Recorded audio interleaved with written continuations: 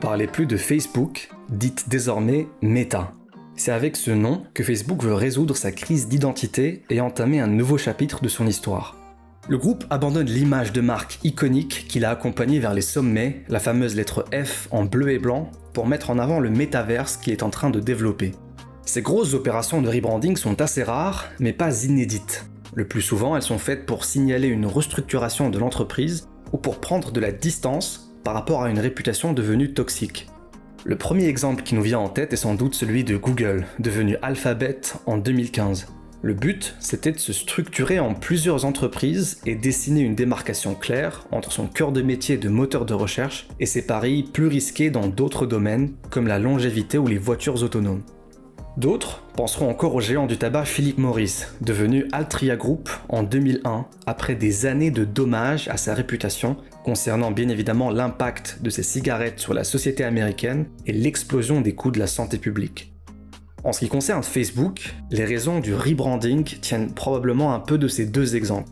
Facebook, Messenger, WhatsApp, Instagram et Oculus seront tous regroupés au sein de la nouvelle marque Meta, représentée par un logo bleu évoquant en même temps la lettre M et l'infini des possibles, et à partir du 1er décembre, les actions du groupe se négocieront en bourse sous les tickers MVRS pour Metaverse.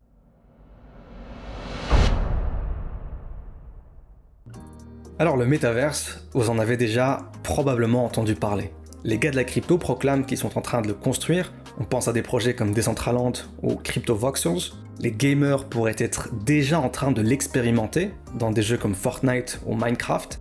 Le monde de l'art en tire des bénéfices juteux, on pense aux NFT, et les vétérans du web essaient de le sauver d'une potentielle mise sous silo. En fait, dans la tech, il y a beaucoup de nouvelles idées qui viennent se nicher dans notre vocabulaire bien avant de se solidifier en concept cohérent.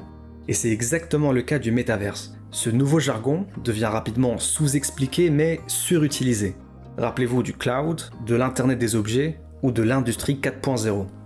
Pour ce qui est du métaverse, le terme est apparu pour la première fois en 1992 dans le roman Snow Crash de Neal Stephenson, avant d'être réimaginé comme l'Oasis dans le roman Ready Player One de Ernest Cline. C'est la réalisation d'un monde complètement virtuel qui existe par-dessus le monde analogue dans lequel nous vivons.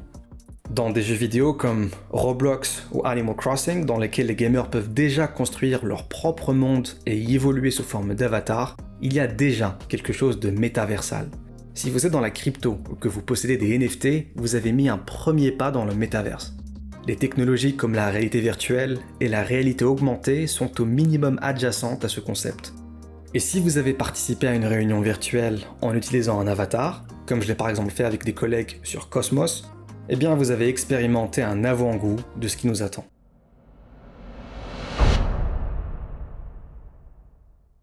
Alors il y a eu dans les derniers mois plusieurs événements, plusieurs développements qui ont permis d'aboutir à l'annonce officielle de Meta. Déjà en 2020, Facebook a sorti son nouveau casque de réalité virtuelle, l'Oculus Quest 2. En août 2021, il a révélé Horizon Workrooms, son service de réunion en réalité virtuelle. En septembre 2021, Facebook a annoncé une nouvelle gamme de lunettes capables d'enregistrer des vidéos en partenariat avec Ray-Ban. Aujourd'hui, l'entreprise a plus de 10 000 personnes travaillant sur des sujets de réalité virtuelle, réalité augmentée au sein de sa nouvelle division Reality Labs. C'est 2 fois les effectifs d'un réseau social comme Twitter. Mais le groupe ne compte pas s'arrêter là et envisage de recruter 10 000 nouvelles personnes en Europe. Ces mondes virtuels dans lesquels on peut se rencontrer, travailler, jouer ou faire du shopping nécessitent l'acquisition de matériel adéquat. Alors pour que le Metaverse soit un succès, il est absolument nécessaire de faire une percée, voire des percées, dans le monde de la VR, AR. Et c'est précisément ce à quoi travaille Facebook. De nouvelles versions de ces casques, plus petits, moins chers et plus immersifs.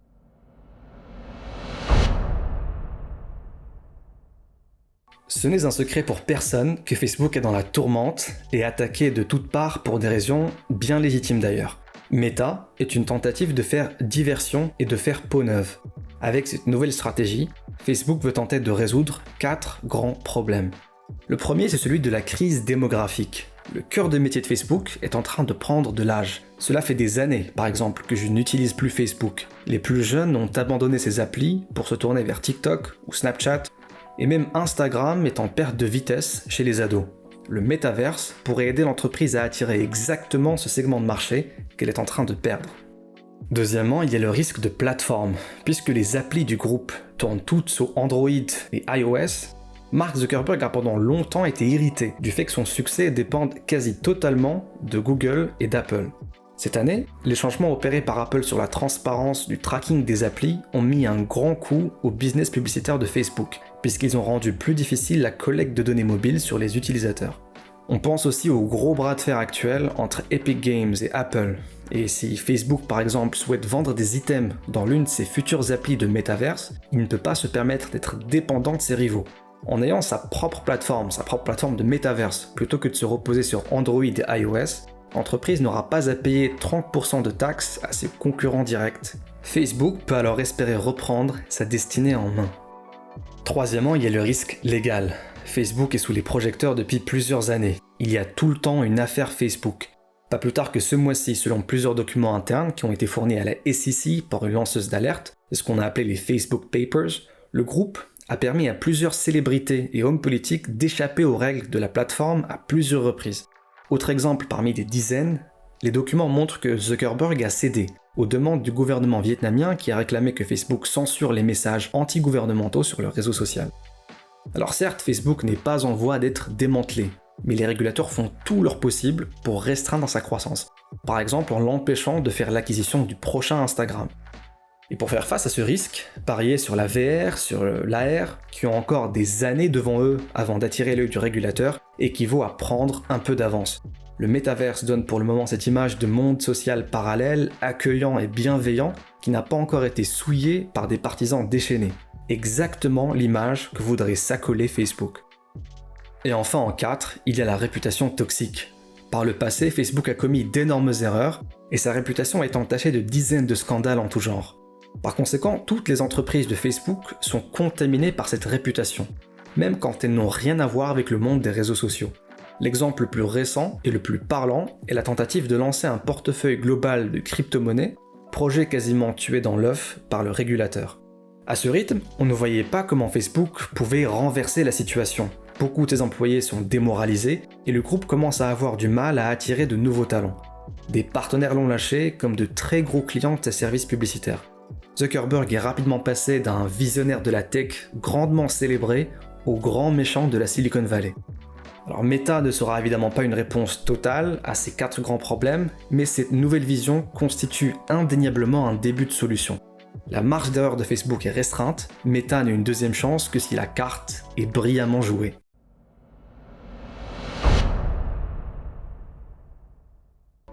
Alors que le concept de métaverse a déjà 30 ans, Zuckerberg pense que c'est désormais le moment d'appuyer sur l'accélérateur et de déployer les investissements nécessaires à sa réalisation. Pour l'entreprise, le métaverse est la suite logique du mobile. Alors est-ce que ce pari a des chances de réussir ? Personnellement, je suis très sceptique à l'idée que Facebook devienne le leader du métaverse. Le succès du groupe ces dernières années, quand on y regarde de plus près, ne provient pas d'innovations internes, mais purement et simplement d'une stratégie vautour où Facebook copie chez ses concurrents toutes les nouvelles fonctionnalités qui cartonnent. En réalité, Facebook est devenu une bonne grosse machine bureaucratique capable de générer des milliards. Il reste à voir comment Meta compte s'y prendre. Je reste évidemment plus proche des expérimentations qui se déroulent en ce moment dans les mondes de la crypto et du gaming. Je suis partisan d'un métaverse ouvert, transparent, ouvert à tous et construit, maintenu par sa communauté. C'est-à-dire l'antithèse du modèle qui a fait le succès de Facebook jusque-là. Et même les géants du Web 2 sont en train de comprendre la proposition de valeur de la décentralisation. On pense par exemple à Twitter et son projet de réseau social décentralisé Blue Sky. Pour moi, le rebranding en Meta n'est pas qu'une pirouette marketing. C'est une réelle stratégie du groupe destinée à donner à Facebook plus de levier sur ses concurrents. C'est le moyen d'échapper à son présent tourmenté pour poser le pied sur un territoire libre et vierge. Si ça marche, ça propulsera Meta dans une nouvelle ère de dominance.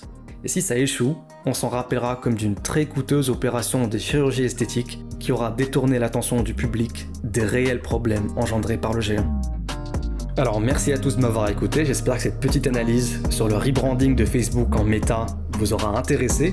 N'hésitez pas à vous abonner à la newsletter d'Afterlife Labs et à me suivre sur mes réseaux sociaux. Et je vous dis à tous à très bientôt pour un nouvel épisode.